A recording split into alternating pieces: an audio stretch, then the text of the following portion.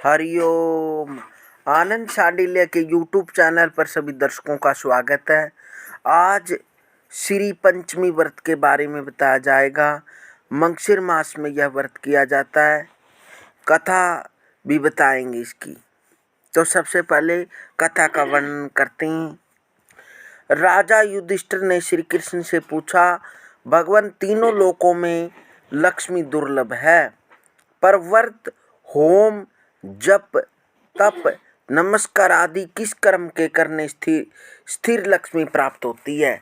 आप सब कुछ जानने वाले हैं, कृपा करके उसका वर्णन करें।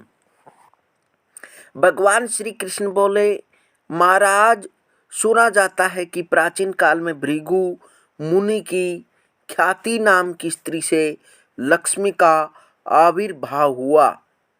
भृगु ने विष्णु भगवान के साथ लक्ष्मी का विवाह कर दिया।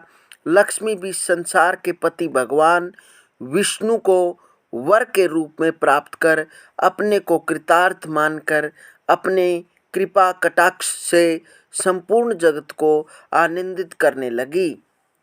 उन्हीं से प्रजाओं में क्षेम और दुर्भिक्ष होने लगा। सभी उपद्रव शांत हो गए। ब्राह्मण हवन करने लगे, देवगण हविष्य भोजन प्राप्त करने लगे और राजा प्रसन्नतापूर्वक चारों वर्णों की रक्षा करने लगे।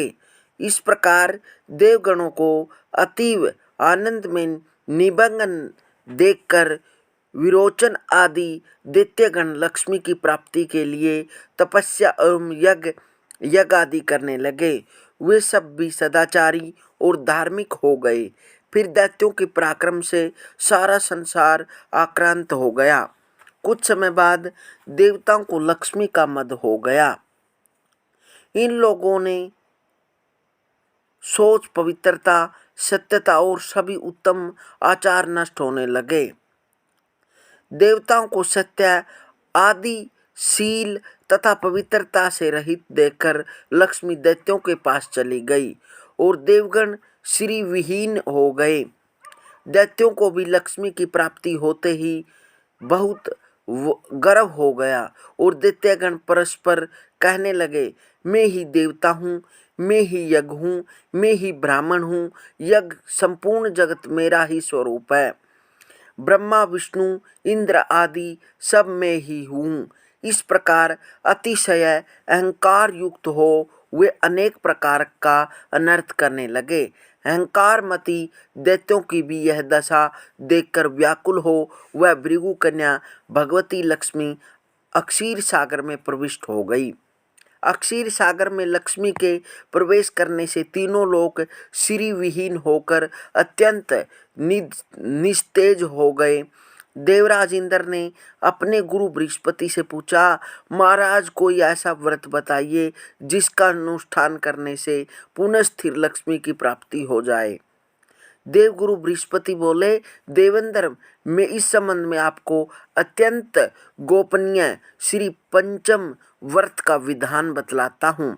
इसके करने से आपका अभिष्ट सिद्ध होगा।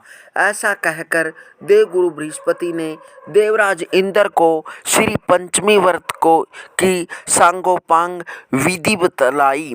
तदनुसार इंद्र ने उसका विधिवत आचरण किया। इंद्र को व्रत करते देखकर विष्णु आदि सभी देवता, दैत्य, दानव, राक्षस, यक्ष, सिद्ध, विद्याधर, नाग, ब्राह्मण, ऋषिगण तथा राजागण भी यह व्रत करने लगे। कुछ काल के अंतर व्रत समाप्त होकर उत्तम बल और तेज पाकर सबने विचार किया कि समुद्र को मथकर लक्ष्मी और अमृत को ग्रहण करना चाहिए। यह विचार कर देवता और असुर मंद्रा पर्वत को मथानी और वासुकी नाव को रस्सी बनाकर समुद्र मंथन करने लगे। फलस्वरूप सर्वप्रथम शीतल किरणों वाले अति उज्ज्वल चंद्रमा प्रकट हुए। फिर देवी लक्ष्मी का प्रादुर्भाव हुआ। लक्ष्मी के कृपा कटाक्ष को पाकर सभी देवता और दैत्य परम आनंदित हो गए। भगवती लक्ष्मी ने भगवान विष्णु के वक्षस्थल का आश्रय ग्रहण किया। भगवान विष्णु ने इस व्रत को किया था। फलस्वरूप लक्ष्मी ने इनका वर्ण किया। इंद्र ने इस व्रत को किया था, इसलिए उन्होंने त्रिभुवन का राज्य प्राप्त किया। दैत्यों ने तामस भाव से व्रत किया था, इसलिए ऐश्वर्य पाकर भी वह ऐश्वर्यहीन हो गए। महाराज, इस प्रकार इस व्रत के प्रभाव से श्री विहीन संपूर्ण जगत फिर से श्री युक्त हो गया। महाराज युधिष्ठिर ने पूछा, युद्ध उत्तम श्री पंचमी व्रत किस विधि से किया जाता है, कब से यह प्रारंभ होता है और इसका पारायण कब होता है, आप इसे बताने की कृपा करें। तो जिन्होंने लक्ष्मी की कृपा चाहिए वह हर नित्य सुबह स्नान करके आसन पर बैठकर श्री सूक्त का पाठ करें। हर रोज नित्य नेम यह व्रत पाठ करें, और यदि पूर्ण लक्ष्मी की कृपा चाहते हैं तो श्री सूक्त द्वारा मंत्र बोलकर कमल गट्टों से हवन करें। शुद्ध देसी गौ का घी लें, तो ऐसा हर रोज करने से पूर्ण लक्ष्मी की कृपा होगी। और 8 लक्ष्मियों का नाम लें और श्री लक्ष्मी का मंत्र का जप करें, तो आप पर पूर्ण कृपा लक्ष्मी की होगी। हरिओम हरिओम हरिओम।